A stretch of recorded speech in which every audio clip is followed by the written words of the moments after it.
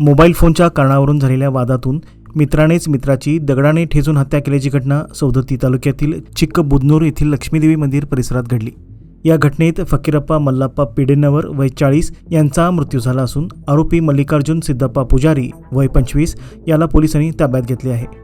घटनेच्या वेळी मोबाईल परत देण्याच्या कारणावरून दोघांमध्ये शाब्दिक वाद झाला आणि संतापाच्या भरात आरोपीने अंगार ठेवण्यासाठी वापरण्यात येणारा दगड उचलून फकीरप्पाच्या डोक्यावर प्रहार केल्याने फकीरप्पाचा जागीच मृत्यू झाला।